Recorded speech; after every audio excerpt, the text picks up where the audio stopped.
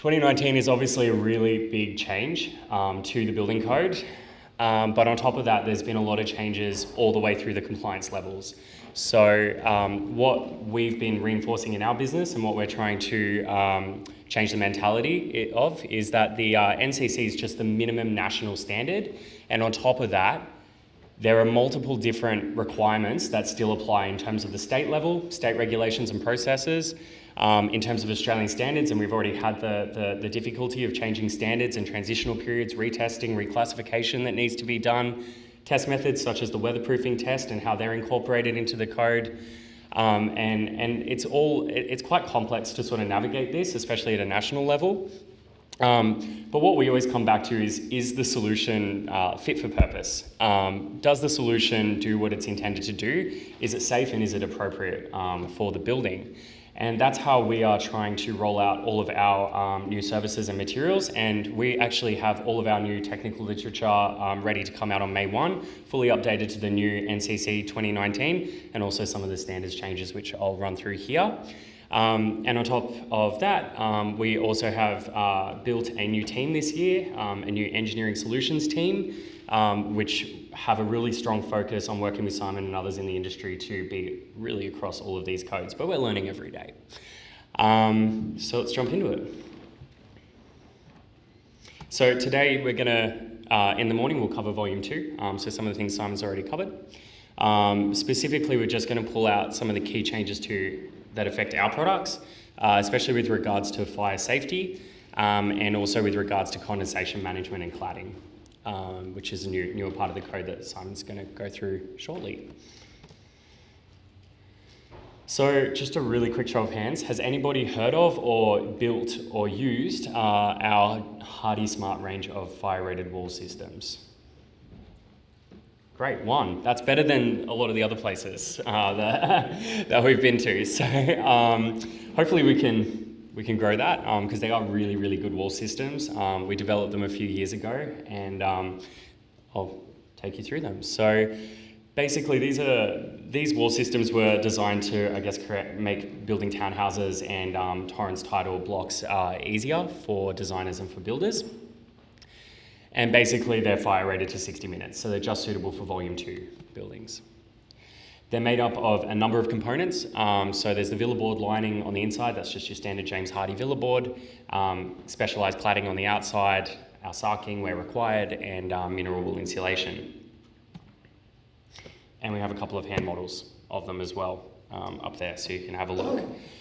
But what was really good is that what kept happening was we were getting the question from designers who were building these sort of cantilevered or suspended floor volumes, as you can see in that photo there, that were extending out over the ground. So in these really higher density developments with different streetscapes that traditionally could have just been a flat, zero articulation, brick boxes, they've been trying to build more of a community feel and try to bring some lightness into the design, but the building code didn't offer any sort of solution around how to fire rate where the floor was suspended out.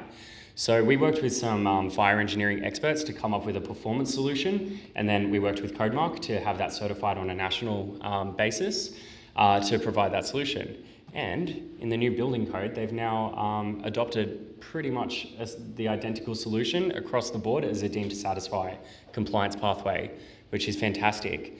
So the Hardie Smart systems just use standard 1684 timber framing code. Basically gives you your full structural reliability, fire resistance, and acoustics values as well. And the new fire-rated suspended floor is basically using the 1684 cantilever provisions to cantilever your floor out over the front of the building, putting some fire-rated plasterboard underneath, and extending 1200 mil either side of the fire-rated wall. So that's really, really good to see. And I guess it was an example of where the design trends were changing before the building code could be updated, but now that solution is deemed to satisfy, and we're rolling that out across all of our design guides. And the good thing is that the Hardie Smart system specifically allows you to build this because it just uses standard timber framing. It's not heavy, it's not masonry. I've seen a photo that's been going around of a brick cantilevered fire-rated wall, or like a masonry one. I think you've got it in your presentation. Don't know how it's been done from a structural perspective, but when you're using timber framing, it's quite simple. So that's the key change that we saw in the fire rated provisions. There has been an Australian standards update as well, but that just required some retesting. So really good news from the ABCB on that one. Now there's a new part of the building code, the condensation management part, which is all about stopping mold and mold growth within the building, stopping the formation of water that could lead to rusting or rotting of the timber frame. And it's basically about managing moisture coming into the building as well as managing moisture and humid vapor from coming out of the building. So balancing that act of stopping water from coming in, but also allowing the building to breathe and to let water escape. So effectively, the new building code adopts the new Australian standard. So the new Australian standard AS4200 covers the pliable building membranes and the sarkings, and it's given a new classification method stating that certain regions in Australia require the wall to be vapor permeable. And the definition of vapor permeable has actually changed, so it's harder to be classified as a vapor permeable membrane. In climate zones 6 to 8, it's now mandated by the building code that any sarking that you use must be vapor permeable, which is fantastic because it means that the wall will be allowed to breathe, sort of in layman's terms. I believe that most of Canberra would probably fall within climate zone 6 to 8. I think it's a colder climate, so really, really important to note. And that's great, but I guess the call out here is that there are a lot of wall wraps on the market that are called breather wraps or that are called vapor permeable membranes, but what they don't stop is the water actually getting back into the frame. They're normally perforated and they don't provide any sort of water barrier.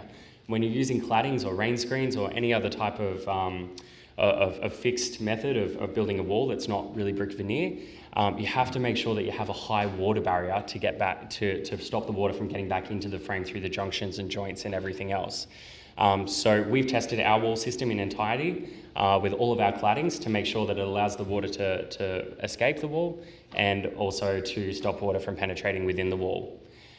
This clause is not just for Volume 2, it also applies to Volume 1 as well. So talking about water stopping from getting back into the wall, this is the example of the weatherproofing test that was brought up earlier. So this test is called the VM1 test, and in Australia it's called the FV1 test. And it's based on the New Zealand AS4298, I think. Is it written up there? Can't remember the number of the standard, but basically it was the weatherproofing standard that New Zealand adopted and developed after the leaky buildings issue in the 2000s. And as Simon said, it's a pretty interesting test to watch. You basically build a full wall system. You put in every junction you can possibly think of, so your meter boxes, your corners, your windows, flashings, everything else. And then you have a cyclic pressure applied to the wall. So pushing and pulling as you spray water at the wall. And then that's the first part of the test. And you test up to the pressure that is required by the standard. So if you're talking about commercial pressures, you're testing to very, very high wind pressures to try to drive that water back into the wall. And then the second part of that test is actually introducing a defect into the wall. So accounting for, I guess, on-site installation issues, cutting into the wall and making sure that it can still pass and that it still effectively drains. Now we have one of only 2 VM1 test facilities that are NADA accredited in Australia at our R&D facility up in Rose Hill in Sydney. So we've tested our full range of products to this test, and they are fully certified. So we have the test certificates for the VM1. We have then given those over to the Codemark certifying body. They're Codemark certified, and all of our technical literature is based on the findings of these tests as well. Now, this is the last part of, I guess, of my presentation here, is just a couple of watch-outs of some things that have been happening in the building industry over the last couple of months. So number one is kind of about Codemark. A lot of products have the Codemark stamp, and then when you actually read the scope of the Codemark, they might just cover one part of the building code. So, for example, you might be designing a facade system, and you go, great, this facade system has a Codemark, awesome, tick. But then when you actually read the scope of the Codemark, they may only be Codemarked for fire safety and not structural, not weatherproofing, not acoustics, all of the other performance requirements that are required to be fit for purpose. So just always make sure that you're following a fully tested system and that it's fully within the scope of the Codemark. Also make sure that the code mark actually covers the relevant technical data sheet so that you can marry the two up, and that allows your building surveyor to basically have a look at both of them and say, yes, this wall is fit for purpose. If it falls out, if your design doesn't perfectly fit within the scope of the code mark and the technical literature, make sure that you have some sort of test or some sort of evidence from the manufacturer or from the building designer or solutions designer to back up that that system is definitely fit for purpose and that it's going to work. And one of the sort of ways of summing this up that's kind of been floating around these seminars is don't rely on a note from mum. So the evidence of suitability provisions in the building code have been updated and they've been a bit more clarified, and it's been very clearly stated that the note from mum provision is now gone. You can't just have a quick written piece of paper that says, yes, your design solution will work because Tim from James Hardie said so. You need actually to have proper expertise and proper testing to back that up. So that's all from me for this morning's session.